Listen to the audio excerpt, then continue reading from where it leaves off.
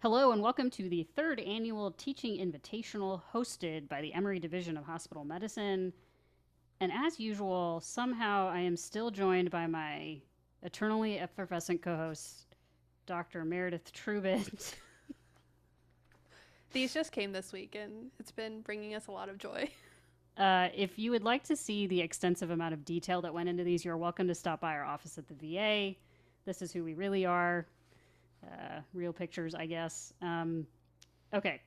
Brief recap of how we got here. I know Shreya, one of our judges, is asking, and so I think every year it's good to kind of be reminded of how we did end up on this really cool thing that we've been doing for a few years now. So it started with Emory. For this would be the 10th year running that we have had a teaching competition. The first few years were in person, pre-pandemic. Then the pandemic happened. We kind of morphed into this virtual forum around the time that I took over running our local competition. And then the good Dr. Lenny Feldman out at Hopkins was here as a visiting professor, got wind of this competition, and was immediately intrigued and thought we should try to figure out how we could get multiple places on the same call. And so that's kind of how we ended up here. And we are 3 years and counting. And I just think that it's just such a cool thing that we've been able to do. And I'm so glad that we have a couple of firsts this year. The first time that we have the University of Michigan Division of Hospital Medicine joining us. And then it's the first time we've ever had a duplicate topic, which, as a director, now having directed about 8 competitions, it was bound to happen. And here we are. And I'm sure I'll have a long year of deep introspection to figure out how to address it. But yeah, it's going to be a good night of learning, and I'm really excited for it. So, for this auspicious event, we are fortunate to have 4 really esteemed judges. The first is Dr. Jensa Morris, seen here on her first day back, walking around playing tennis after a full ankle reconstruction.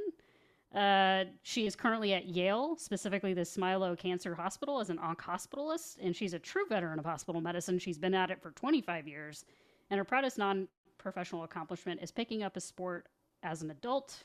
If she wasn't a doctor, she'd actually still be a doctor, just not dealing with administrators or finances. And actually, for some reason, don't have your walkout song. But what sport did you pick up, Jensa, in your adulthood? Is it tennis or was it another sport? No, it's tennis. Okay, I think I missed the word when I was reading your responses. So, and what was your walkout song? No doubt. Just That's a right, girl. Just a Girl. Yeah, what a classic. You know, what an era of music that was. All right, next up we have Dr. Zargsian out at Baylor College of Medicine. He is a pomegranate aficionado and states his greatest professional accomplishment is learning all the lyrics to Despacito.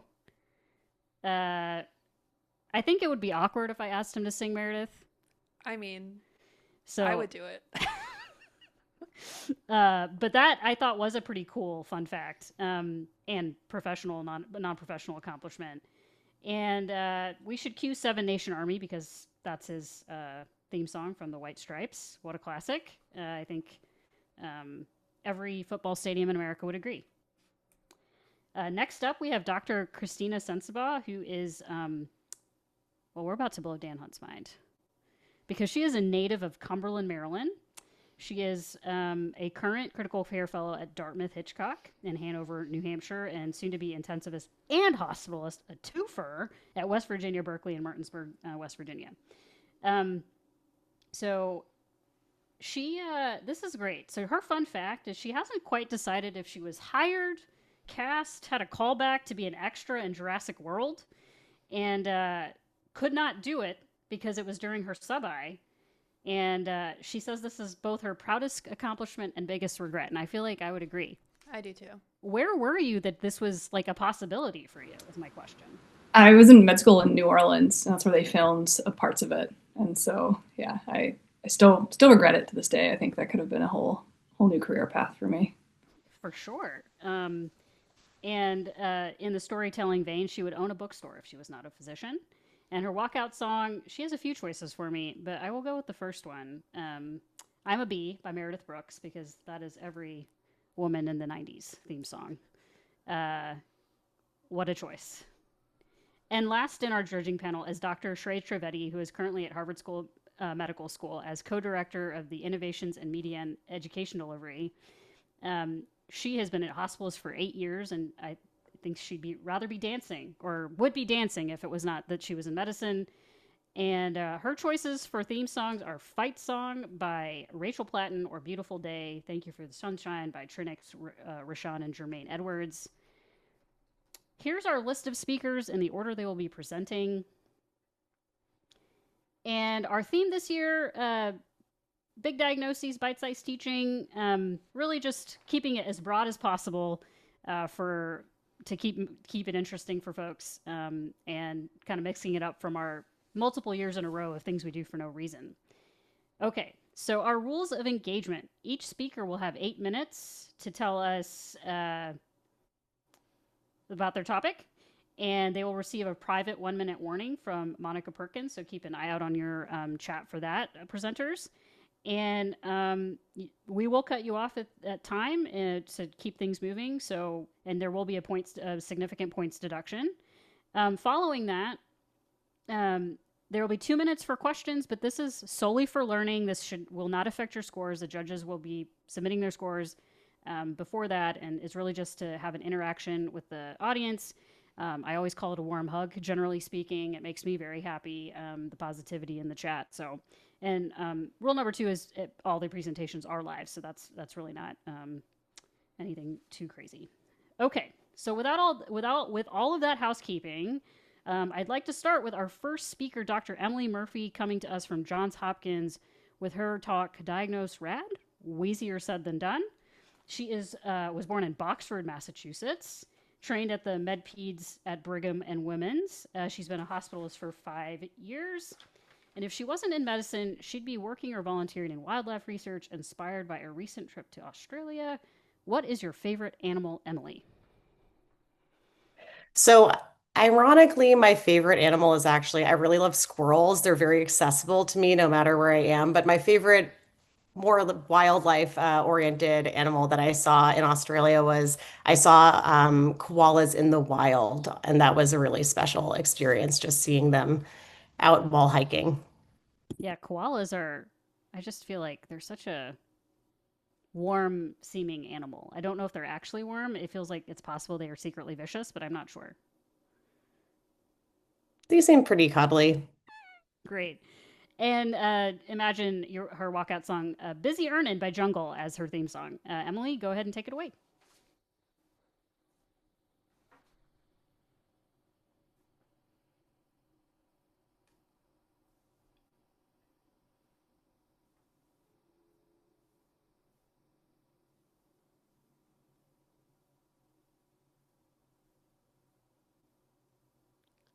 Emily, you're muted.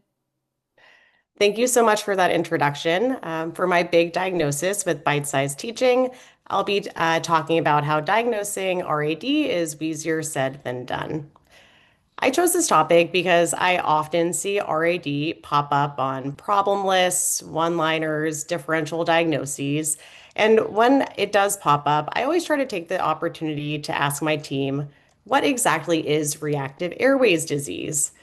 And I find that when prompted, learners have difficulty naming specific criteria for RAD. So let's just go directly to the experts. This is from a prior edition of the American Academy of Asthma, Allergy, and Immunology Ask the Experts series. And the former Academy president defined RAD as, well, he actually also couldn't give a precise definition of RAD because such does not exist. So yes, that was a trick question because RAD is not a real diagnosis. It is, in fact, a thing we diagnose for no reason. And for additional backup, I want to share with you all my favorite and sassiest article title of all time, Reactive Airways Disease, a lazy term of uncertain meaning that should be abandoned. And this was published by 2 pulmonologists in 2001. So why 25 years later in 2026 are we still using it? Well, we'll start by identifying 3 reasons why physicians might still misuse the diagnosis of RAD. I'll demonstrate that the delayed diagnosis of lung disease negatively impacts patient management and outcomes. And finally, we'll implement practical strategies to improve diagnostic accuracy for patients diagnosed with RAD. And hopefully, I also convince you to abandon this lazy term of uncertain meaning. The first reason RAD misdiagnosis can occur is diagnostic inertia. And by that, I mean the carry forward of diagnoses in the chart, regardless of accuracy. And RAD is quite susceptible to this. In this pediatric study, they found that 62% of patients who presented to a general pediatrics practice with asthma-like symptoms were actually given an RAD diagnosis. So it's a label that can be given frequently, and maybe it just stays in the chart and never leaves. Providers might also have gaps in their knowledge related to RAD, and this can even come down to the name, since we might be using RAD to refer to several different entities. For example, reactive airways dysfunction syndrome is an asthma-like illness developing after a single exposure to an irritant. And this does actually have specific, although controversial, diagnostic criteria. So if you see RAD in a chart, make sure it doesn't actually refer to a patient with RADS and vice versa. Providers might also use RAD to generally refer to patients with airway hyperreactivity. This is a bronchoconstrictor response at low doses of a bronchoconstrictor, but it's seen in a really wide variety of diagnoses from asthma to even IBS. So keep in mind that this is a physiologic characteristic, it's not a diagnosis. Providers might also be unaware of those diagnostic criteria that we talked about earlier, which, remember, don't exist. So that means that if a patient has the label of RAD, that probably means that when they got it, there may have been a missed opportunity for evaluation. And we know that this is a major issue in lung disease in particular, as illustrated by the study by Sherian et al. They recruited more than 30,000 Canadian adults by telephone, and they then identified one cohort of symptomatic patients who had previously diagnosed asthma and COPD, but also another cohort of symptomatic adults who were actually diagnosed by spirometry in this study. And they found that the undiagnosed patients were significantly less likely to have even been referred to spirometry or a specialist in spite of their symptoms. Now, even if a patient is referred, we want to acknowledge that they might be unable to obtain all of the studies they need to fulfill the diagnostic criteria. With spirometry in particular, prior studies identify unemployment, cost, and living alone as common barriers to completion. And finally, even if we've completed an initial evaluation, the patient might not perfectly fit within diagnostic criteria. Both of these can lead to diagnostic uncertainty, so perhaps RAD is being used as a placeholder in those cases. No matter the cause, though, the impact is diagnostic error. And my next task is to convince you all that this leads to management error as well. So to do this, let's do a quick thought experiment and think about how you would manage a patient with RAD if admitted to your service. You might think of ordering steroids or bronchodilators, but the issue is that if the patient's true diagnosis is asthma or COPD, this is fine for acute management, but we are undertreating the patient long term. In addition, if the patient has a completely different diagnosis, this is likely overtreatment. So whether undertreating or overtreating, this is management error. And this cascade of error isn't just theoretical. Going back to that same study of diagnosed and undiagnosed asthma and COPD patients, the same study group found that the undiagnosed patients had lower mean FEV1, a greater psychosocial impact of symptoms, and worse energy and fatigue. So they weren't undiagnosed because they had a low symptom burden. It was actually worse. But believe it or not, I am an optimist. So now that these patients have a diagnosis, can we improve their outcomes by providing effective management? So in the next phase of the trial by the same study group, they randomized their newly diagnosed cohort to an intervention with early pulmonology referral and education or usual care.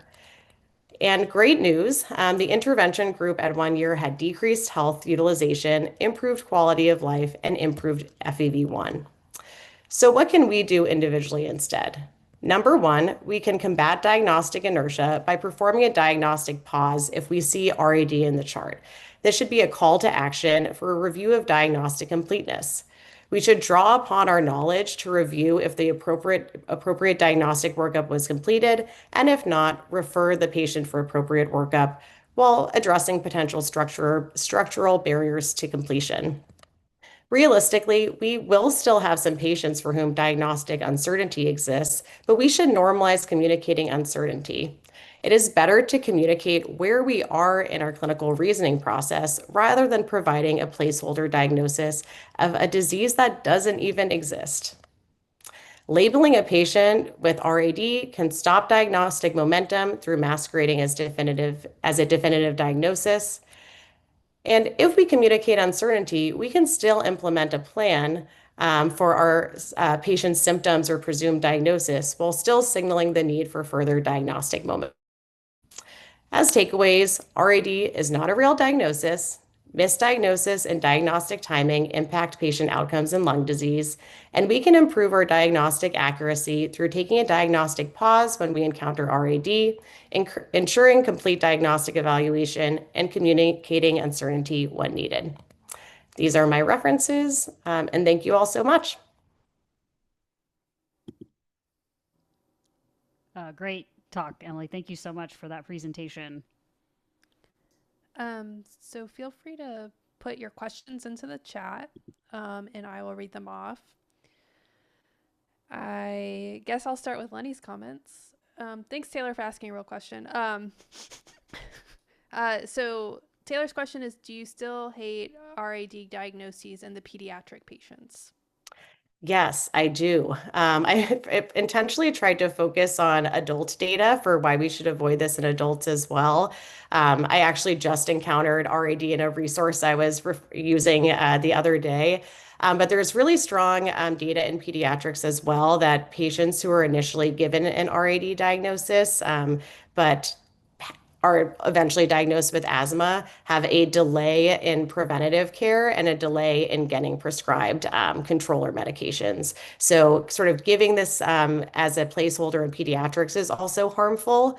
What I suggest instead is using terminology like viral wheezing or wheezing associated respiratory illness because again, it doesn't sort of lure us into this sense of diagnostic security. And actually, GINA and NAEPP guidelines have a framework for treating viral wheezing and when to initiate treatment. Those are terms that we can sort of manage accurately.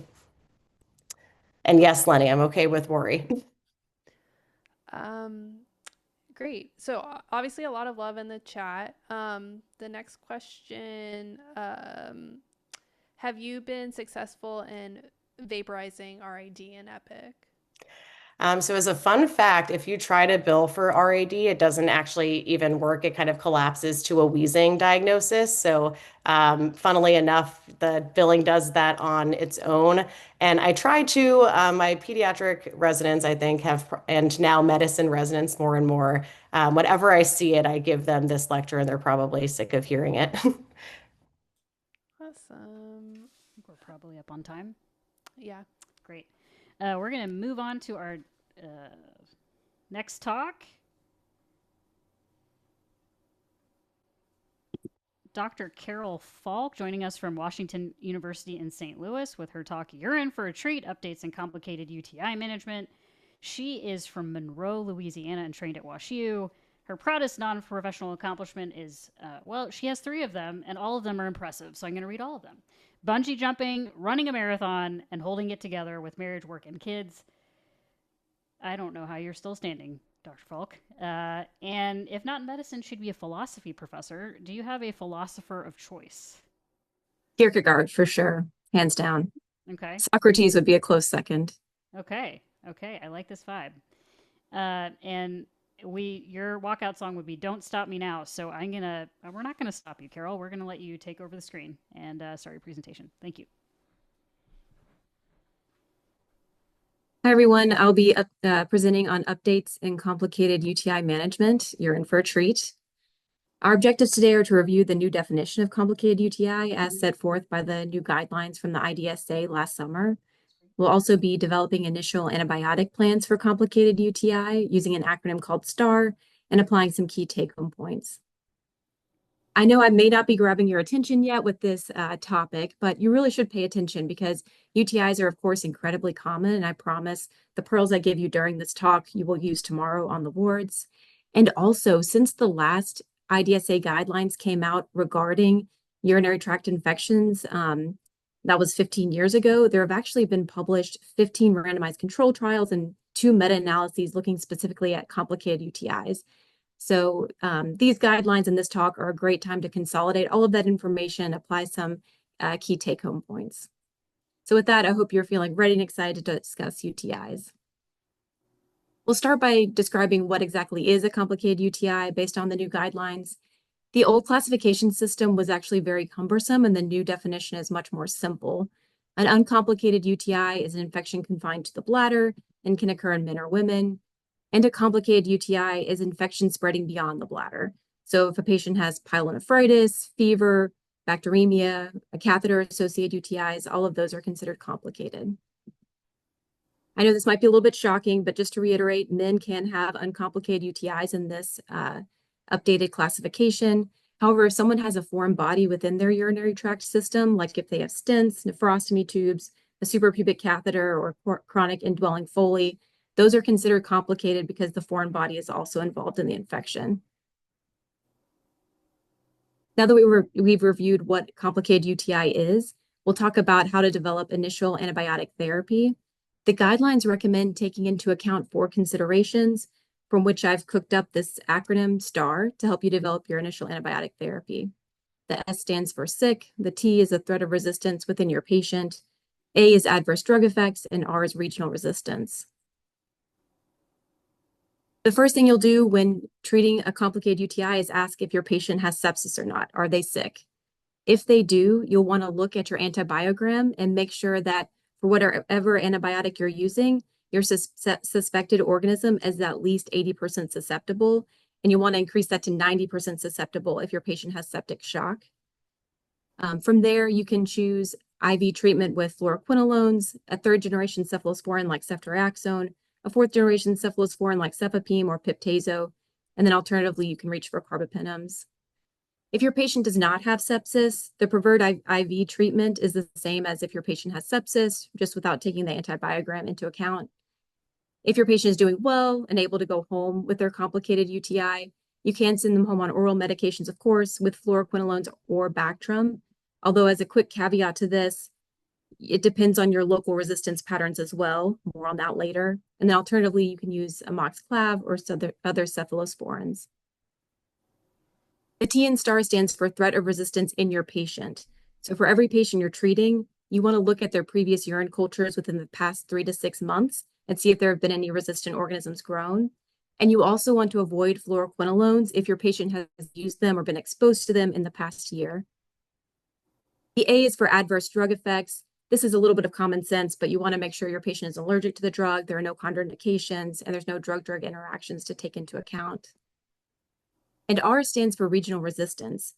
I have on the screen 2 antibiotics, Bactrim and Cipro, which I'm sure everyone in this Zoom has prescribed before for UTIs, but the guidelines specifically recommend avoiding Bactrim if your local resistance rates are greater than 20%, and avoiding Cipro if your local resistance rates are greater than 10%. So now that we have that knowledge obtained, let's go ahead and apply it to a case. Imagine you were taking care of a 62-year-old woman with no previous medical history, presenting with a classic UTI. She has flank pain, fever, dysuria, pyuria on her urinalysis, and even a tachycardia and lactate elevation that are responsive to fluids. So my first question is this complicated? And I would say yes, we have clear evidence that this is certainly spread to her kidneys, and also she has evidence of sepsis as well. And from there, we can use our acronym STAR to develop initial antibiotic therapy. So is she sick? Yes, like we said, she has sepsis. So that leads us to looking at our antibiogram to make sure whatever antibiotic we use is at least 80% susceptible for our suspected organism. These are actually the local susceptibility rates for E. coli in my hospital. And you can see that for both Bactrim and Cipro, the susceptibility rates are less than 80%. So that would lead us to a 3rd-generation cephalosporin like ceftriaxone. Next, we want to ask, is there threat of resistance in our patient? Well, we have no previous urine cultures to consult for her. and she has not had been exposed to fluoroquinolones in the past year. So nothing to change there. Next, we determine if there are any adverse drug effects we need to be concerned about with use of ceftriaxone. I don't. She has no other medications or concerns. And then lastly, we once again look at regional resistance patterns. At my institution, local E. coli resistance rates for Bactrim are greater than 20%, and for our fluoroquinolones are greater than 10%. So neither of those would be used, even if she didn't have sepsis and we weren't taking into account that 80% rule, we still wouldn't use these.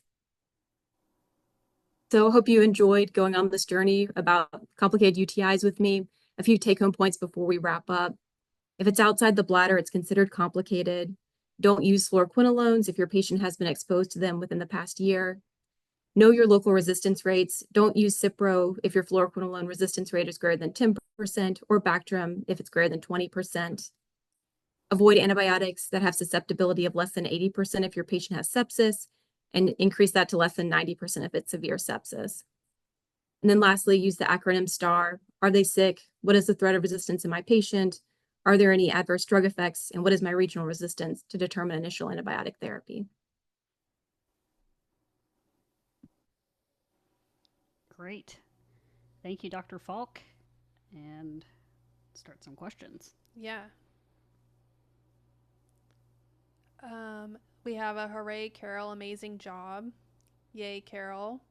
Outstanding. Okay, first question, what is the oral de-escalation for this patient when the sepsis is resolved? That's a good question, because obviously Cipro and Bactrim are out. I mean, ideally, obviously, you would look to what she grows and narrow as appropriate. So if for some reason she is, and really the majority of patients who have an E. coli that's susceptible to Bactrim or Cipro, you could narrow to that. But say the susceptibilities never come back, or she is resistant to those antibiotics, then you can use cephalosporins, like oral cephalosporins, to cover the UTI as well. I think they just prefer Bactrim and Cipro due to the urinary concentration. Awesome. Great presentation. Great job. I'm going to bring this to my wards team tomorrow, as this question came up on rounds this morning from Aaron. Yeah, if you could let us know where you're from in the chat, Yeah. that would be great, so we know what to attach things to. Otherwise, I'll start just, Riffing? randomly assigning you. Riffing? Mm-hmm. That never ends well. Okay. Well, I think it's been 2 minutes, so we can go to the next. All right. Next up, we have Dr. Twinkle Mehta out of Emory. She's doing our talk on carvedilol in cirrhosis. I believe she has a catchier title. I did not write it down at the moment. She's from Georgia, trained in Philly, and is now back down with us at Emory. Her proudest non-professional accomplishment, and this one really, Meredith, you could probably speak to the feasibility of this, moving cross-country with a 6-week-old. Not feasible. Yeah. Not compatible with life. Truly impressed, and really should be celebrated. And honestly causing me immediate stress, and I do not have a 6-week-old. If not in medicine, she would own a coffee and or plant shop. Is it an and, or is it an or, Twinkle? Important question. It's firmly an and. Okay, that could be really soothing. You gotta have both. Got you coffee, and then you got plants to just kind of take off the edge. Okay. Mm-hmm. Do you have like a plant that you like in particular? Ooh. I mean, my favorite plants are the ones that I have never killed. So I'm a huge fan of succulents. Okay. They're pretty easy to care for, and they don't die when you leave them for a week. Yeah, that would be an important trait for me as well. I'm not sure I do well with many living things outside of controlled settings like hospitals. Anyway, your walkout song is 1901 by Phoenix. Take it away. So today we are going to be carving out a new standard and talking about carvedilol in cirrhosis. Our learning objectives are to describe the key findings from the Prodesky trial and articulate why carvedilol is preferred in patients with compensated cirrhosis.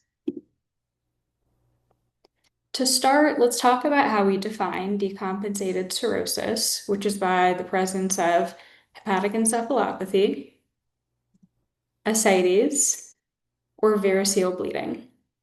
We know that beta blockers have been used for a long time in primary prevention in patients with medium to large varices or high-risk small varices, and for secondary prevention to prevent rebleeding.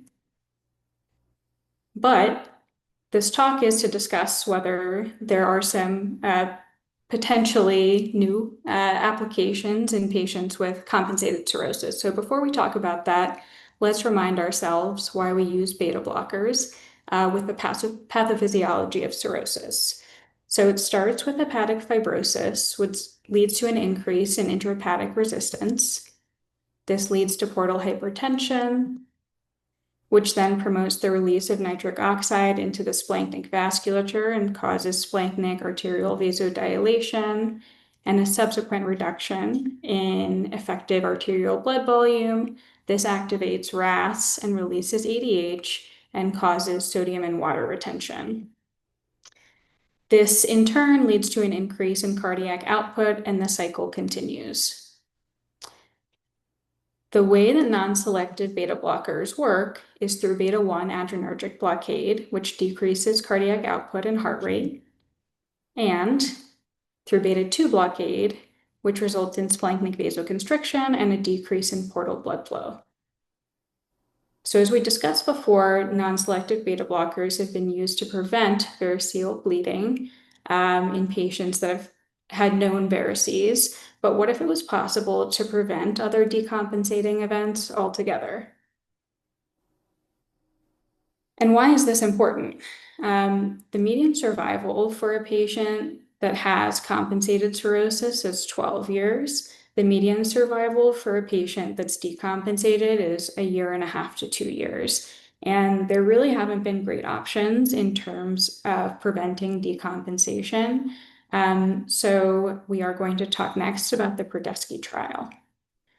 The Prodesky trial is a double-blind RCT that was done in 2019 in Spain. It included 201 patients with compensated cirrhosis and clinically significant portal hypertension, which they defined as patients that had a hepatic vein pressure gradient greater than 10 without high-risk varices, and they were followed for 2 years. The intervention was a non-selective beta blocker, so carvedilol or propranolol, and the comparison or control was placebo. And the outcome was incidence of cirrhosis decompensation, defined as the development of ascites, bleeding, hepatic encephalopathy, or death. This outcome occurred in 16% of the non-selective beta blocker group versus 27% of the placebo group, which has a hazard ratio of 0.5. And this was primarily driven by a reduced incidence of ascites, which was 20% in the placebo group and 9% in the non-selective beta blocker group. So after this trial, there was thinking that perhaps beta blockers can increase decompensation-free survival in patients with cirrhosis and clinically significant portal hypertension. Which leads to our next question: is there a beta blocker that is better than others? Well, carvedilol, due to its additional alpha-1 blockade, results in intrahepatic vasodilation, which lowers the resistance of the liver and decreases portal pressure. And there's actually been multiple systematic reviews and meta-analyses that have shown that carvedilol reduced the hepatic vein pressure gradient more than other beta blockers. There has been shown to be a lower risk of decompensation with CoReg in large retrospective cohort studies. And the rate of adverse events was similar overall, and there was hypotension that was common at higher doses of carvedilol. So due to these findings, there is an international consensus conference that the hepatologists have every year. It's called the Bivino 7 Guidelines, and they recommended that CoReg be the beta blocker of choice in terms of prevention of decompensation in patients that have cirrhosis and clinically significant portal hypertension. And a few more practical points about CoReg. There's no need to titrate to goal heart rate like propranolol or nadolol. You can start low at 3.125 or 6.25 daily and increase to a max of 12.5 daily. And of course, you stop when you're hypotensive or you have evidence of renal dysfunction. So a couple of take-home points. Carvedilol is indicated over other non-selective beta blockers for compensated cirrhosis in patients with clinically significant portal hypertension and compensated cirrhosis with varices, and early treatment may in fact prevent decompensation. These are my references, and thank you. Great job, Twinkle. Thank you so much for your presentation. A lot of talk about plant growing in the chat, Meredith. Yeah, the chat has been active with plants. I can answer any and all plant-related questions. Well, really, Marianne's just saying how awesome she is at plant life. Oh. But I appreciate it. I would like to draw everyone's attention to Kirsten's self-watering plants for easy care plants. I can relate to that. Lots of comments too about great job and the practical tips. I also agree with my plants are fake. Twinkle, I feel like one of the questions that often comes up is kind of around the low dosing and just how low to go. Given the hypotension, I wasn't sure if you wanted to chit chat about Yeah. that. So the reason that they had recommended a max of 12.5 is based on studies that have been done so far. The hypotension occurred at doses that were 25 milligrams daily and above. And the other thing that I'll point out is, this isn't recommended for use in patients that had advanced cirrhosis, so that are, decompensated, likely have hypotension at baseline. So this is more for patients that are in their earlier stages and more compensated. But yeah, the 12.5 max is because they noted hypotension at doses 25 and greater. And Zavin, on that note, also wanted to ask if there's any reason why it's the daily dosing rather than BID. There's not necessarily, so it's just like the total dose. So you can do BID dosing. I think either way is fine. The trial that they did do daily dosing, I think just for ease. All right. Next up, we have Dr. Malcolm Chapman, out of the University of Alabama, Birmingham, with his talk, Submassive is Dead. Navigating the new PTE risk stratification terminology. He calls Jacksonville home and trained at UAB. It's his first year as a hospitalist. And proudest non-professional accomplishment is being a father and navigating the first year of parenthood. That is a really, truly an accomplishment. Always impressed with anyone that's able to hold our very difficult job and do that. But really what I wanted to talk to you about, Malcolm, is what you would do if you're not in medicine, because I feel like we need to chat offline. You say that you would like to be an A&R in the music industry and focus on the art of scouting and developing new talent. Like I said, we'll chat offline. But is there an album or artist that you wish you would have A&R'd? Oh, I've been doing a lot of listening on Malcolm Todd and Deontay Hitchcock lately. Okay. So those are two who are not too big, who I would say I would have loved to be someone associated with their rise, because I think they're going to keep rising. Cool. And your walkout song, Harder, Better, Faster, Stronger by Daft Punk. Truly the superior of the selections with that. That's not a sample. That's Daft Punk. So anyway, take it away, Malcolm. Awesome. All right.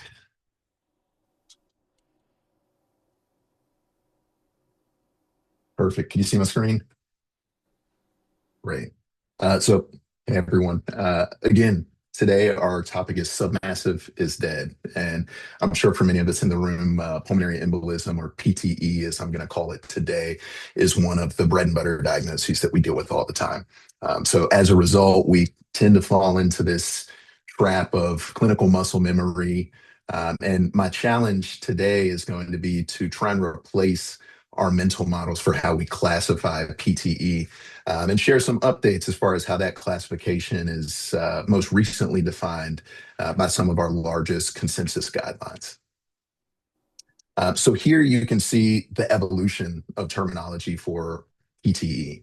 And I'll draw your attention to the bottom right where we have the 2026 AHA and ACC joint guidelines. So those are fresh, but importantly, I find that in my practice, I see a lot of folks who are still leaning on those 2011 AHA guidelines, which basically dump people into either low risk, in shock, or submassive. And unfortunately, the ambiguity of submassive falling between those two leads to a lot of clinical uncertainty. It's very difficult to decide mentally what should I be doing for this patient based simply off of that terminology. And you can see in 2019, there was an attempt from the European Society of Cardiology to break that up a little bit more into intermediate low and intermediate high. But again, that doesn't really tell us exactly what we should do as far as action. And so the A to E framework is aimed at reducing that ambiguity and giving us some really clear clinical, diagnostic, objective markers to go from information to action. So here you can see that spectrum A through E. And so you see A is subclinical, B symptomatic low risk, C symptomatic elevated risk.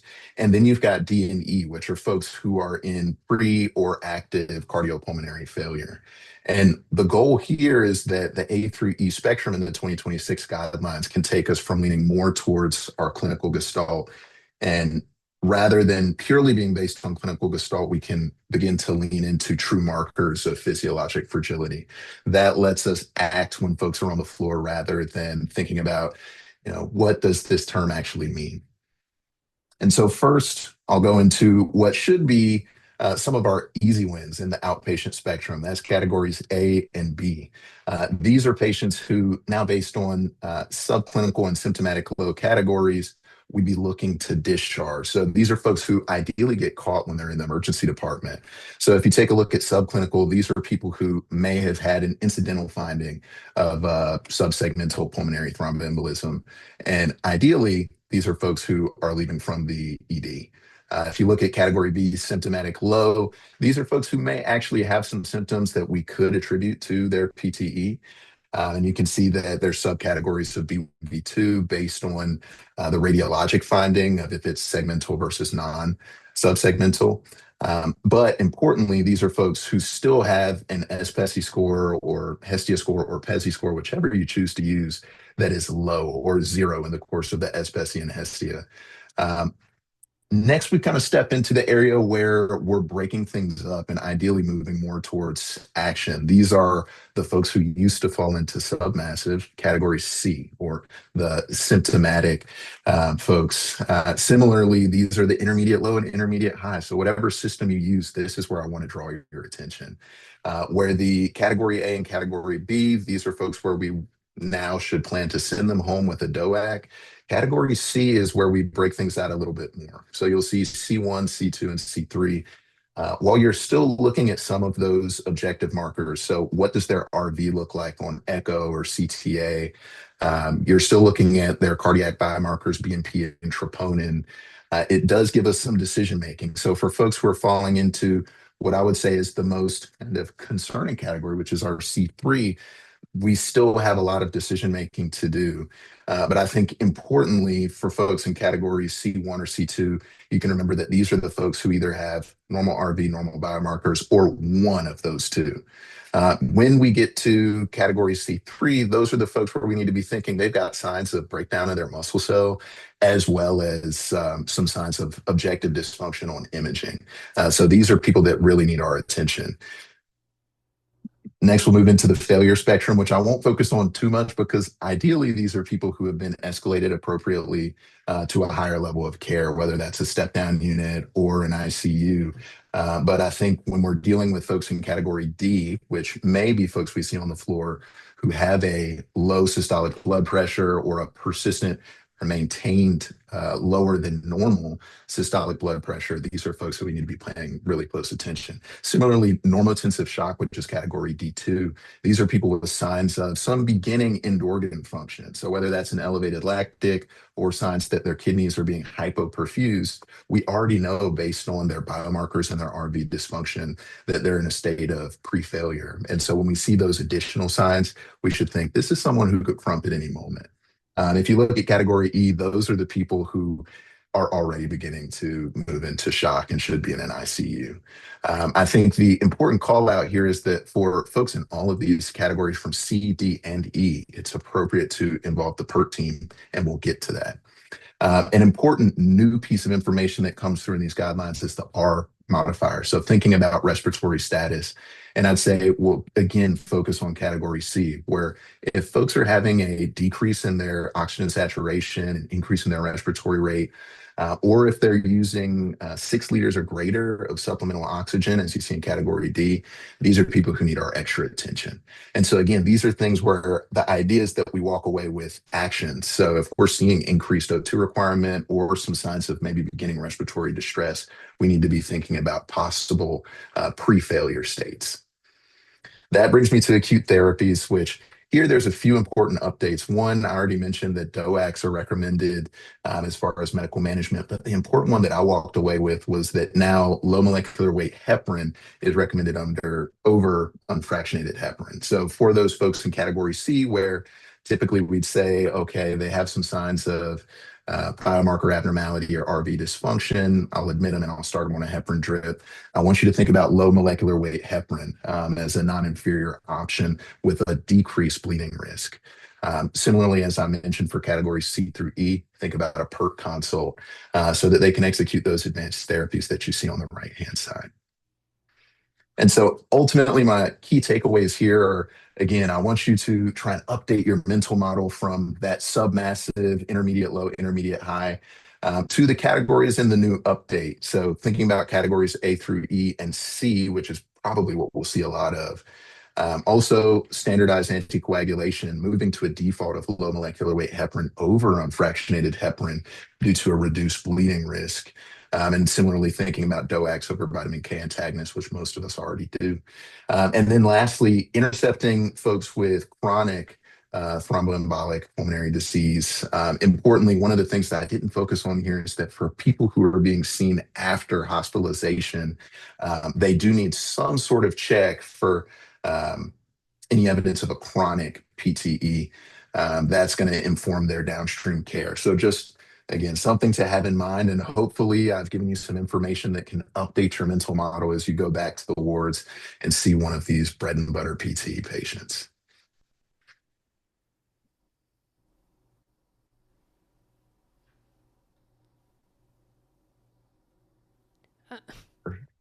And since I see a Great. hand up All right, there. that was a great talk. When did these guidelines come out? Because I'm like feel really embarrassed that I didn't know this. That's the first thing. And second is I love a new set of guidelines. Same. But these seem really complicated. Are these guidelines Mhm. going to help us take better care of our patients?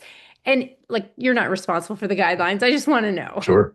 No, I think that's a great question. They came out in February 2026, is I believe when they were released. And then as far as them being complicated, I agree. There's more categories, there's more subcategories. I think that ideally a lot of the decision making as far as clinically what happens. So for the folks in A to B, hopefully we're not even seeing them eventually, and then for D and E, hopefully again, they're getting routed correctly to a higher level of care. So ideally as these set in, we get to a point where we're thinking, is this person C1, C2, or C3, or are they D and I need to be worried about them? So I think that's kind of where the goal would be to get. Again, I'm not responsible for the guidelines, but I do think that that's a great point because I thought the same thing.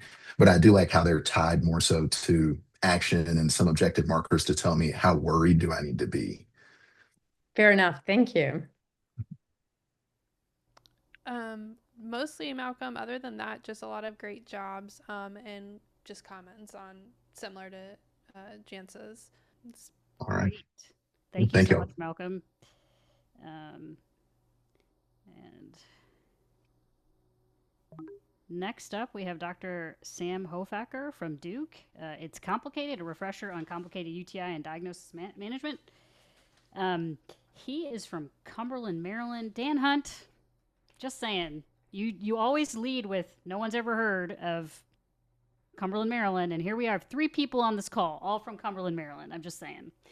It is his 3rd year out as a hospitalist, and this is a great fun fact, Sam. You kicked a halftime field goal at a college football game to win $1,000. I don't think I've ever met anyone that's done this. So please tell me, like, what was the game? Who was playing? Like, I have to know all of the details here. It was pretty high stakes. It was Duke UNC. It was at Duke. And I got very limited heads up that I'd been selected from the crowd. I misinterpreted and thought I had like a half an hour to prepare. And they're like, no, we're talking right now. So I kind of blacked out. I don't remember actually kicking the ball. And then it just went through and I heard people scream, which was pretty fun. And then what did you do with the smooth grand that you got? Well, first you had to deal with, they gave you the big check. So I had to walk around the stadium with the big check. And it was the closest I've ever come to being a celebrity. People actually wanted to take their photo with me for the next hour, which was pretty fun. And of course, I put it in my savings account like a boring person. And so I'm just curious, if your one in medicine is like woodworking, so have you invested that money in some woodworking project? Not at all. This is very aspirational what I would be doing if not in medicine. And your theme song would be by Busty and the Bass. Mm-hmm. Wonderful. All right, take it away. All right. Well, guys, good learning takes repetition, and so we're going to take another round through complicated UTI diagnosis and management. So let's buckle up. Over these next 8 minutes, I want to achieve 4 things with you guys. One is to go back to basics and to establish some diagnostic criteria just to make sure we're dealing with a UTI before we jump into complicated or uncomplicated. Second, I want to jump into those new guidelines and how we define complicated UTI versus uncomplicated. And third, I want to get into how we approach empiric antibiotic selection in these patients before wrapping up by talking about de-escalation to oral therapy and ultimate treatment duration. So this is a concept I love teaching to learners really at any level, and I hope you guys find it helpful to use as well. But I call this the golden triangle. I like the color, helps us remember what we're talking about here. But in order to diagnose a UTI, you really need 3 things. You need symptoms, you need pyuria, and you need bacteriuria. To give a little bit more detail to those 3, let's dive in. For symptoms, I'm not going to go through these. We all learn them in medical school. These are considered to be sufficient symptoms for diagnosis. But it's worth focusing on symptoms that often get attributed to UTI that are insufficient in the absence of one of the symptoms on the right. So patients with fever and chills without a localizing symptom, altered mental status, or the family and patient favorite of a change in the color or the odor of the urine, those should not be considered sufficient symptoms. As far as pyuria, we're looking at urine microscopy here. Most studies have used a cutoff for 10 or more white blood cells on urine microscopy to show adequate evidence of inflammation in the urinary tract. And then similarly with bacteriuria, there's a numeric cutoff here. The more conservative is 50,000 or more colony-forming units of a pathogenic. So always making sure we have all 3 of these before moving on in our treatment algorithm. So let's jump into GDMT. I know we all love talking about the 4 pillars for HFrEF, but it turns out cardiologists don't have a monopoly on guideline-directed medical therapy. The IDSA puts out some pretty darn good guidelines, and last year they put some out on complicated UTI management. So the remainder of this talk is going to be focusing on that. So as far as the definitions, if you learn the old definitions like I did in medical school, you learned it was pretty hard to get an uncomplicated UTI. You had to be a non-pregnant woman who was immunocompetent with evidence of cystitis. You weren't allowed to have diabetes, have abnormal GU anatomy. Pyelonephritis was this kind of vague intermediate entity that was the same restrictive criteria, but evidence of kidney inflammation. And then complicated UTI encompassed everything else. Any man with UTI, anyone who had immunocompromised status, anyone with diabetes or abnormal anatomy got lumped in there. So a pretty heterogeneous group. Now the script is flipped and we're focusing more on complicated UTI as the kind of cornerstone of diagnosis here. And it's pathophysiologic. It is evidence of inflammation that has ascended above the level of the bladder. So what does that look like? Could be a kidney infection causing flank pain or imaging findings. Could be a patient with systemic symptoms like a fever, patient found to be bacteremic, or anyone with an indwelling catheter. Now, the uncomplicated UTI is everything else. That includes folks with diabetes, immunocompromised patients, abnormal GU anatomy, as long as it's just the evidence of cystitis or bladder inflammation. And leave it to the IDSA to put men in their place and teach us we're not actually all that complicated. So, the four-step approach that the IDSA outlines to kind of help us understand how we should approach empiric antibiotics is as follows. Step one is going to be clarifying how sick is this patient. They give us three options. Is this someone with sepsis, without sepsis, or with septic shock? Number two is what are the patient's risk factors for resistant bug? They name two specifically. One is prior culture data showing that they've grown a bug that's resistant. This makes logical sense. You shouldn't put someone on something they've grown resistance to before, as the chance of treatment failure is going to be higher. And then the other one, which had a decently strong positive predictive value for fluoroquinolone resistance, was FQ prescription in the last 12 months. The third thing, they just told you to be a good doctor. Look at drug-drug interactions, antibiotic side effects, and allergy histories. We're all already doing that. And then I thought the antibiogram bit was interesting. They clarified that in patients with sepsis or septic shock, we should be consulting our local antibiogram to look for one with at least 80% efficacy to either E. coli or the most recent bug the patient has grown if the patient is septic. And then if shock is present, they really want more certainty that we're not going to be missing this 90% or greater efficacy. So what antibiotics can we choose from? This depends on whether or not the patient meets sepsis criteria. They give us a menu, the third generation cephalosporins like ceftriaxone, which so many of us reach for, but they also mention fourth gens and piptazo, as well as fluoroquinolones can be reasonable choices for patients without sepsis. Remember, we're still thinking about prior culture data, drug-drug interactions, and side effects in that. In our patients with sepsis, the same menu of antibiotics, but they do add the addition of carbapenems to be considered. And remember, this is the patient population that we should be consulting the local antibiogram in. As far as definitive therapy, the IDSA gives us some clear guidelines on when to step therapy down. They let us know that we can switch to orals when a patient has shown clinical improvement, when we have sensitivities available to inform the oral agent of choice. And then they talk about source control. And I found this helpful and I hadn't thought about it much, but if urinary retention is a part of the presenting UTI, they really want you to decompress the bladder before thinking about de-escalating to orals. As far as the antibiotics, they get into a little bit of some of the data here. They mention fluoroquinolones and Bactrim. They mention some oral cephalosporins, but largely oral third generation cephalosporins. A couple of notable absentees here, ceftonir, which hopefully you all hate by now, but poor tissue penetration and inferior outcomes. And then they also mention amoxicillin, amoxiclav, and cephalexin as ones that in head-to-head trials with fluoroquinolones and Bactrim have actually had higher treatment failure rates. So they're not off the table, but you should have a little bit of caution. And then as far as therapy duration, it depends on the presence of bacteremia or not. If the patient had associated GNR bacteremia, we want 7 days of therapy. And then if no evidence of bacteremia, it depends on which antibiotic you're using. If you're using a fluoroquinolone, 5 days can be sufficient. Really anything else should be 7-day course. So as far as take homes, remember the golden triangle. You need those things to clinch a diagnosis of UTI before moving forward. If there is evidence of inflammation above the level of the bladder, you're dealing with a complicated UTI. We should be thinking about things like illness severity, prior culture results, and antibiotic or antibiogram patterns in septic patients to influence what antibiotics we reach for up front. And then finally, don't be scared of orals. Step down when the patient is improving and we have sensitivities back. 5 to 7 days should be sufficient. Thank you, guys. Great. Thanks, Sam. I'll take the chat. I'll wait for some people to put some comments in. I do have a question. Can you talk a little bit about the symptoms?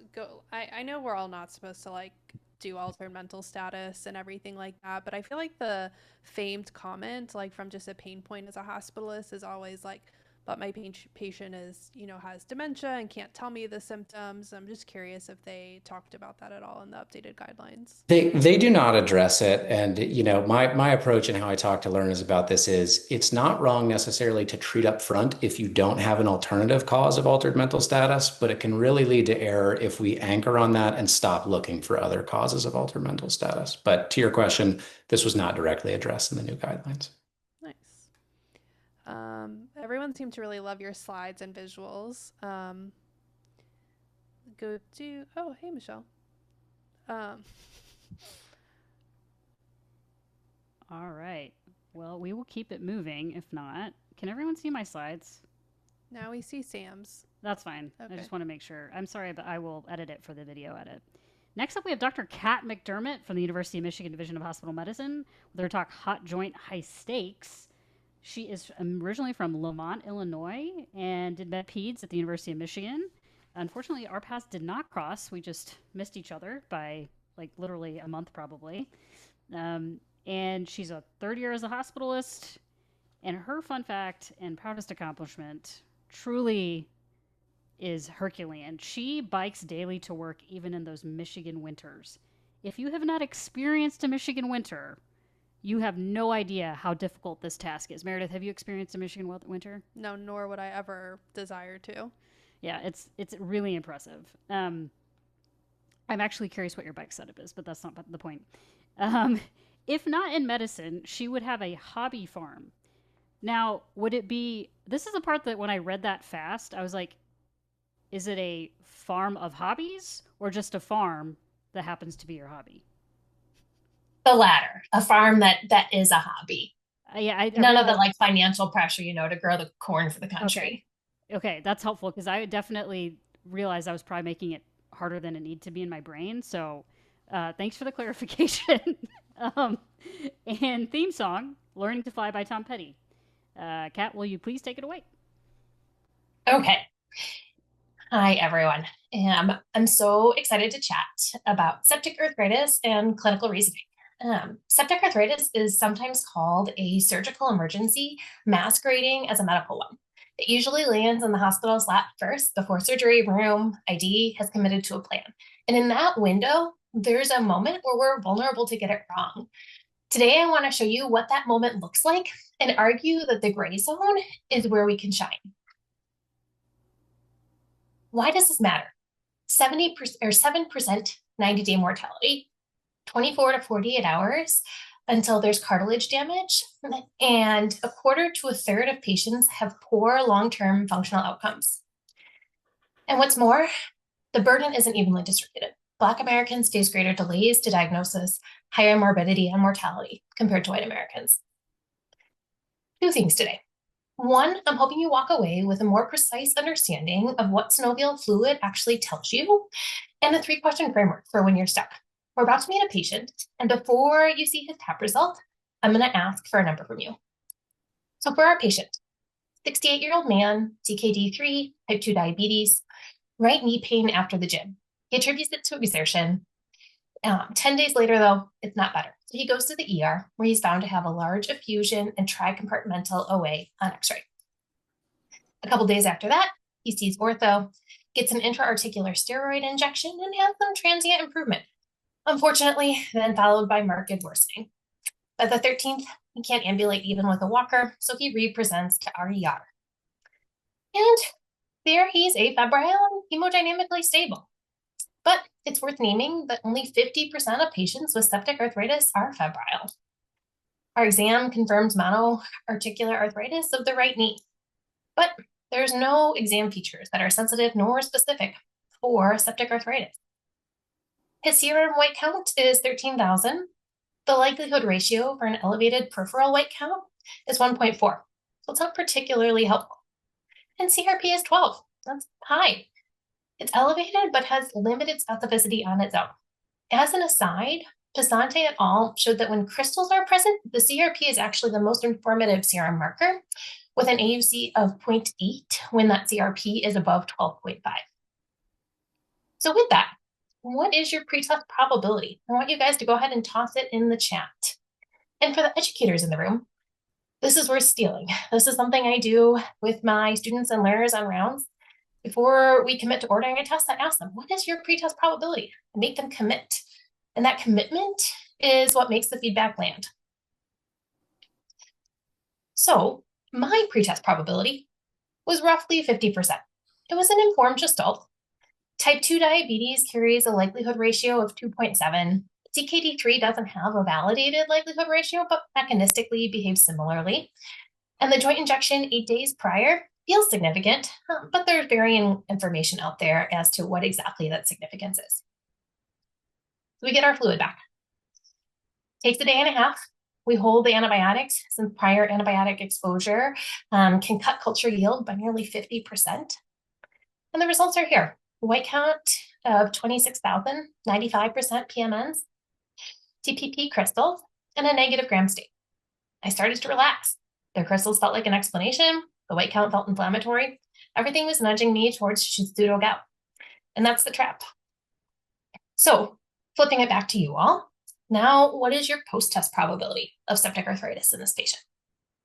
Before I show you the evidence, think about, has your number moved?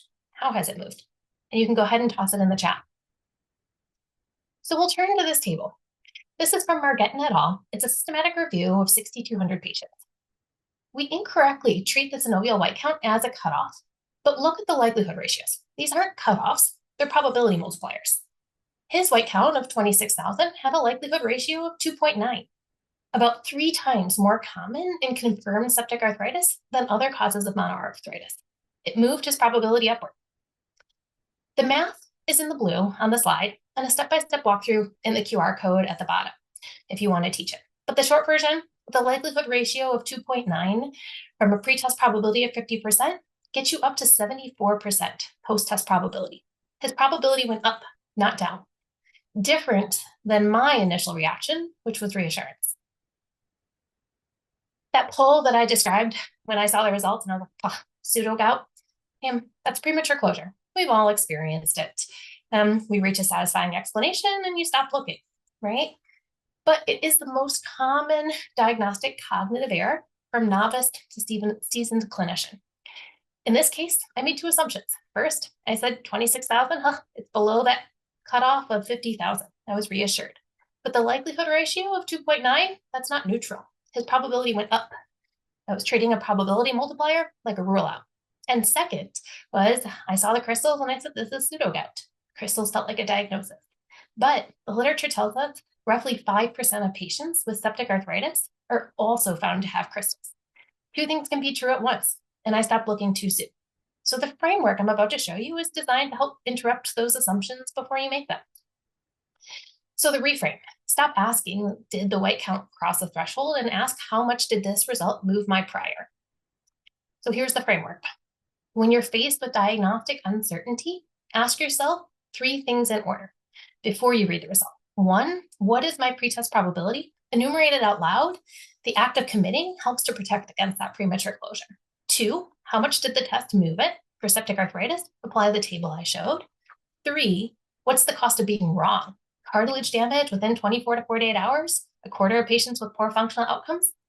The asymmetry of consequences is not even close. So for our patient, the culture grew Veillonella, an oral anaerobe. The attenuated white count makes sense. A low virulence organism, medically complex host, and the steroids, CKD, diabetes all blunted his synovial response. The infection looked less alarming, but it wasn't. It wasn't mild or low. It was just because the patient couldn't respond. And our framework helped us. But every framework has edges, right? So just be aware that for immunocompromised patients, the same comorbidities that raise your prior blunt your white count. Next, like I said, prior antibiotic exposure can drop your culture rate to 50%. Thirdly, prosthetic joints are a different beast. And lastly, the gram stain is frequently negative. So if you only have fluid for 1 test, get the culture. And as a bonus point, most studies excluded gonococcal arthritis because it behaves differently. So with that, 3 rules. 1, a synovial white count between 25 and 50 is a nudge, not an answer. So look back towards your pretest. 2, crystals explain inflammation, not exclude infection.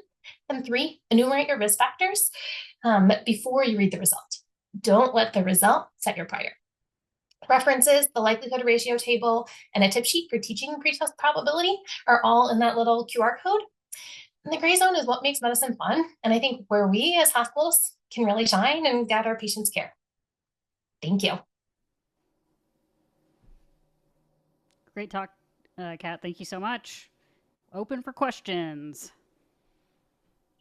in the chat. Got a fascinating, great job, amazing talk.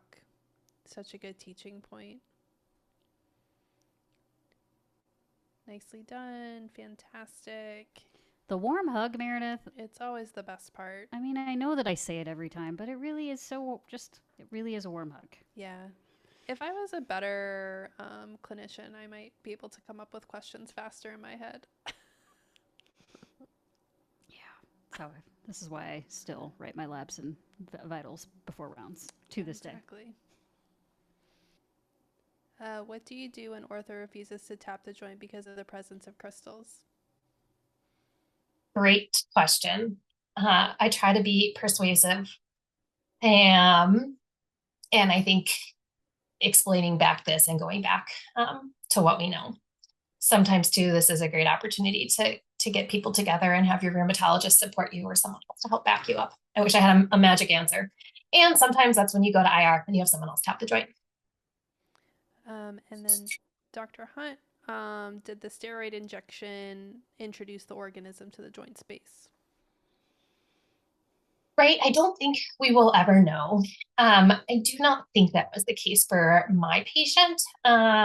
He had pretty poor dentition and had some like overdue like dental work that needed to be done, and had gone, had like seen an oral surgeon like a week before, and then that night described like feeling some like feverish and not. So we kind of put that all together. I don't know. It's hindsight is 2020. But it seemed like his symptoms were kind of a slow build with the steroid injection in the middle, not the steroid injection and then them worsening. Jen, so you asked about joint taps. I just tapped a toe actually yesterday. So we do at Michigan sometimes. Peretti still at Michigan, because I know he would stick a needle in the joints. So funny that you say that. He actually drained my knee last week in the hospital steam room. So those are the photos that are circulating amongst my colleagues right now, is my knee up on a table and him with a needle in it. So.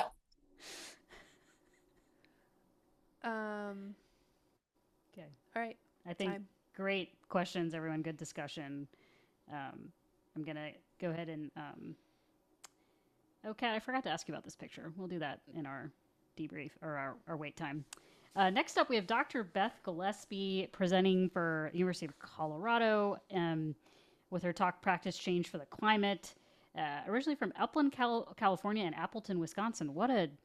Is that really weather-wise different? I don't know where Upland is. Is it north and cold enough to be similar to Appleton, or no? Would be a question. Yes, very different. Okay. Weather-wise and culturally. I would imagine so, but I think last year, maybe the year before, I definitely spoke about climates in two different locations.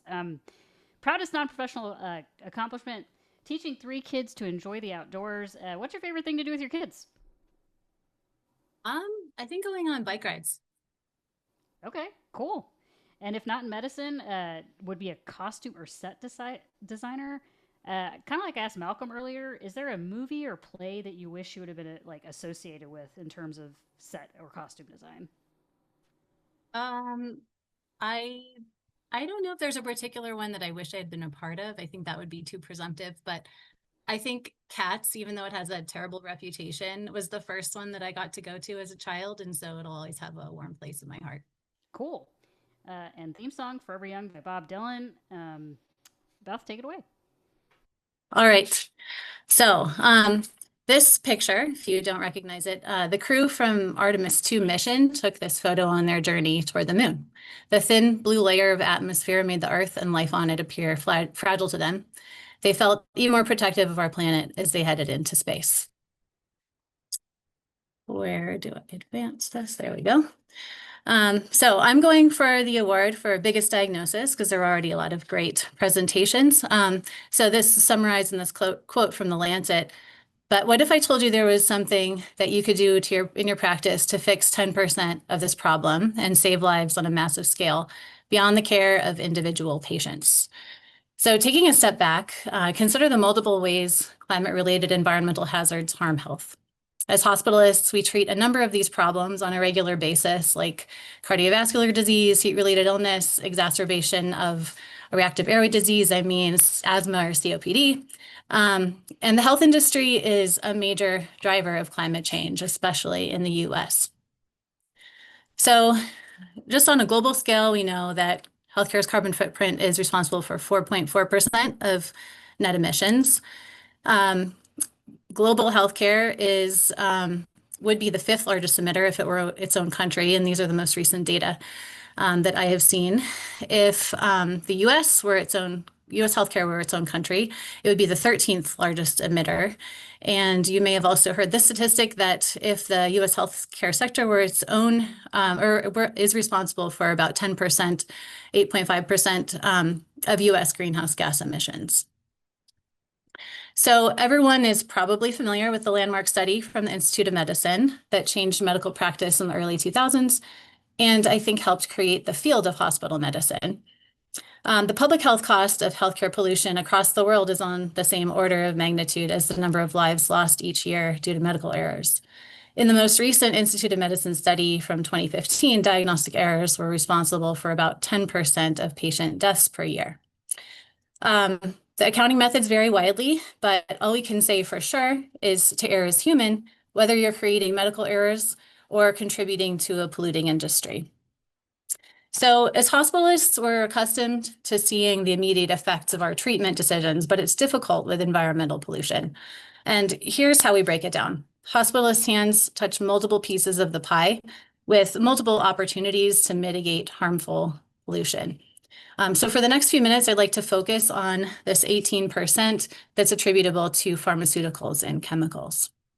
So the father of modern medicine had his concerns about pharmaceuticals over 100 years ago. And recalling the CDC wheel and public health impacts of healthcare pollution, I have additional reasons for concern, and I think patients should as well for this reason. So there's a lot here, but I'm going to go over this simplified graphic of all the steps required in drug manufacturing, distribution, use, and disposal, all of which are associated with their own sources of pollution, from resource extraction to the chemicals used in the development of the active pharmaceutical ingredients or the API. Drugs are often packaged in plastic, which requires petroleum drilling, refinement, and distribution, and hardly any drugs are produced using the resources of a single country. So most drugs are shipped back and forth between multiple countries as part of this process before reaching patients. Pharmaceutical pollution is present on every continent, and one study took 1,000 samples from about 250 rivers, and 25% of the samples had at least one pharmaceutical above levels known to be either at risk to ecosystems or at a concentration of concern for selecting antimicrobial resistance. And there are a lot of examples that we talked about today where there's just major difference in emissions, like between heparin that uses meat products and DOACs that don't, for example. So these are all considerations that I didn't really talk about in this, but how can we contribute less to the environmental and human health costs of pharmaceuticals? So the heavy toll of health and also the heavy toll of healthcare pollution on public health. So I learned about the 3 R's in elementary school, reduce, reuse, and recycle. And recycling is the last because it has the lowest impact.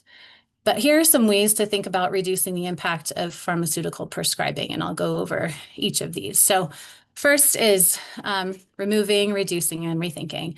So when patients come to the hospital, that usually means we're too late for primary prevention, things like social prescribing or prescribing for the outdoors. But we know about avoiding prescribing unnecessary medications like PPIs if your patient has completed their treatment for H. pylori or peptic ulcer disease. It's important to deprescribe when possible and to make sure the drug is effective and tolerated before prescribing larger amounts of it. Also, formulation is important, like I briefly mentioned. For example, IV medications have 12 to 60% are times higher carbon footprint compared to oral equivalent medications. And this is for reasons like all the single-use equipment that's used to dispense IV medications and all the extra packaging and the weight involved in transportation.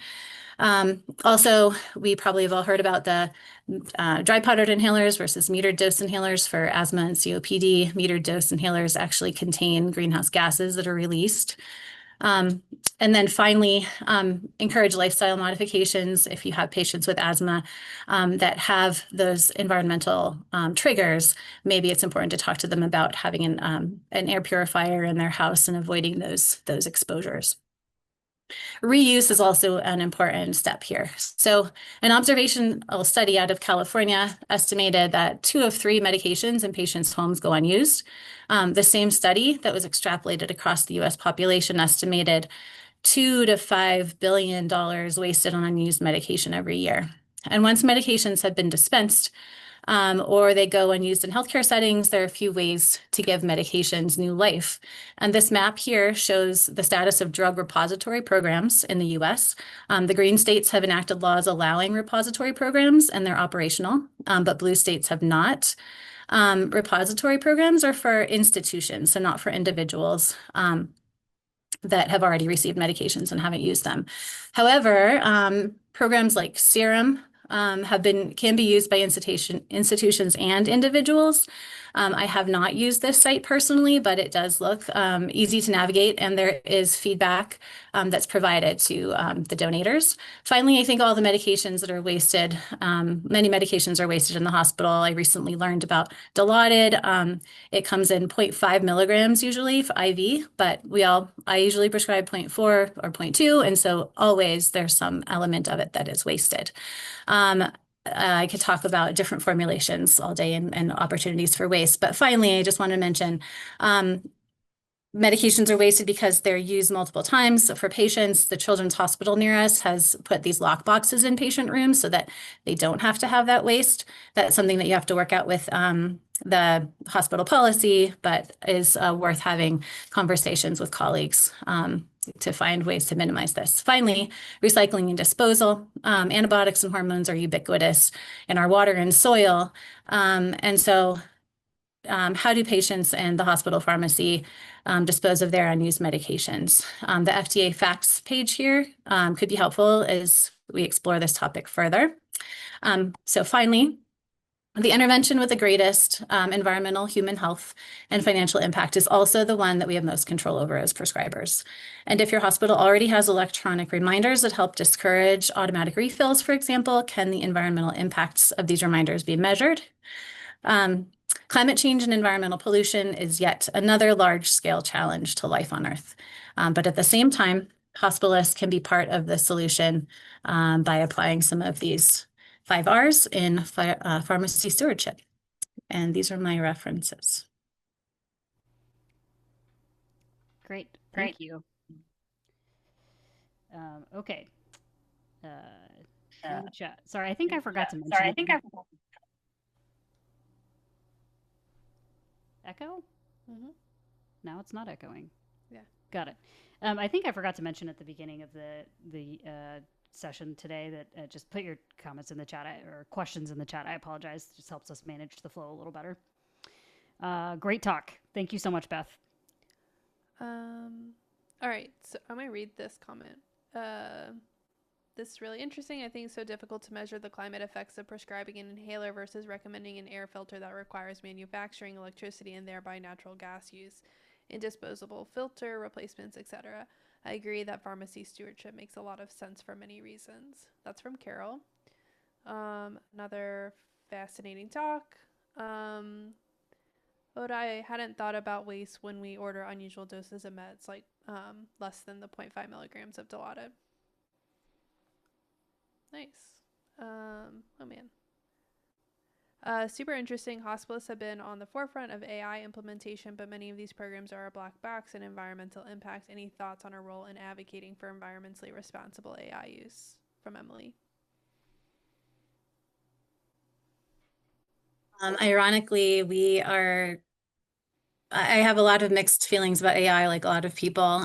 We're starting or piloting a AI and sustainability project right now, and I had a lot of questions about it. And there's one life cycle assessment that has been done on AI data centers that I have seen, and I think that this is just a big area for research. But when it comes to data centers being built, I am just, fundamentally opposed to that. So, and have testified against that. So I think there is a role in this, and it's always worth interjecting when people are talking about how great AI is for medical decision making, just to add in that component of the environmental toll that it is taking and those downstream effects that it could be having on our patients. And, the fact that we are not just treating the patient right in front of us, we're treating generations of patients ahead of them. And these are all important things that need to be considered before just on or opening Pandora's box, which I feel has already happened. But definitely the short answer is yes. Yeah, a little bit opened, maybe a lot of bit opened. A lot more comments. Such great talk. I loved all of the little tidbits, even like thinking about the porcine derivation of heparin versus manufacturing of apixaban. Great. Well, that was our final speaker. Judges, if you haven't already, please hit submit. I think there is, from what I can tell, one has not submitted, and I actually don't know who it is, so I'm not here to call anyone out, but please finish your scoring as soon as you can, so we can announce our winner. I want to take this minute to share my screen. And just some acknowledgements. First and foremost, all of you that are here for coming. We hit, I think, 76 people joined us this evening, which is a great number. I think that's on par with our last year, which is great. All of the folks that I was in contact with at the various sites, thank you so much for, I think most of you had in-house competitions that you had to run, and then giving us your time and insight and all of that. Our judges, of course, thank you so much for your time. We're so grateful, especially Christina, who was able to hop on, just signed on yesterday. Really grateful for her time and hilarious, proud accomplishment. Really, I know, I talk a lot about Lenny Feldman being kind of one of the spearheads, but the engine that has supported me through this entire process for the last several years is Dan Hunt. And I'm so grateful for his willingness to just email people and put me in contact with people when we decided this is something we were going to do. He was like, okay, you're going to get introduced to all the people, and we're going to make this happen. And here we are 3 years later. And I feel like this has become such a great event. Each year, I think the quality of the presentations goes up because the people saw the last year's product and want to up the game. And I think that's, the point of something like this is we all love learning. We want to teach each other stuff and then do it in a way that's digestible and palatable and all that stuff. So thanks, Dan, for really just kind of nudging me to make this something that we've consistently done. I was going to ask the judges if they had anything to say. I'll kind of go around the horn. I'll start with Jensa if she had just a few short words before we look for the winner. I learned so much this evening. This far exceeded my expectations. I think this teaching modality is so effective. Nobody should ever teach for more than 8 minutes. I just learned so much with each of these nuggets of really well distilled teaching. Great. Next, I'll have Zavin, I believe. Really enjoyed it. Congrats, everybody, and thank you. And just have to say, 8 minutes, it's amazing how much you guys got across and taught in 8 minutes. So kudos and thank you. Thank you. Christina. Thank you guys for having me. I just want to say Meredith told me this wouldn't be stressful, and it was really stressful because you guys were all so fantastic. It made it really challenging. And I actually presented an M&M today, and I'm so happy I don't have to share my slides because every single person put me to shame. So great job, everyone. You were phenomenal. Great. Yeah, Meredith, why did you tell people slang wasn't going to be stressful? It's not. I know it's not, but people still get stressed out. You know that. And last but certainly not least, Shreya, would you mind sharing a few thoughts? Yeah, you guys were outstanding, and I just want to give you guys kudos. There's so much it that those 8 minutes are so compressed, but I think we all know how much time really went into making those slides and the thought, and just like kudos to all the behind the scene hours that we don't get to see here, but you guys work so hard, and it really shows. Awesome. Thank you so much, Shreya. I we were tabulating. We have our winner. I'm working on making our little announcement here. Meredith, any thoughts about this evening? What would you be doing if you weren't in medicine? I always ask you these questions, and sometimes I forget to put you on the spot. Yeah, actually, Moni, this question I think came from me because it's what I've been asking my residents when I meet them. It's been a really, just like tonight, I think you get a wide variety of answers. Totally understand that right now I am supposed to be going on and on until Moni's ready, so you guys will get to hear all of this. I always say baker, but I have had people who have said, like, learners who have been like, I'd be a talk show host, like really left field from what I think of in my introverted medicine self. So it's always surprising. Anyone else can put in the chat what they would be if I'm still buying time as I'm staring at Moni's screen across this. And completely professional operation here. I am about to announce our winner. Dr. Samuel Hofacker from Duke. Congratulations. Awesome. Sam, I did not get to ask you earlier, so I'm going to ask you now. Where's that picture? That was on a trip last year with my wife, Lily, to Banff. So just an incredible place. But my level of excitement right now is pretty on par with the kicking a field goal, I would say. No, honestly, huge honor to have gotten this and just to present with such a tremendous, crew of cohort. The presentations were incredible. I learned a ton tonight. So thank you guys. Great. Awesome. Thank you, everybody, for joining us this evening. This concludes our night. Hopefully everyone can go home and have a slice of pizza or something. So have a good one, guys. Thank you so much.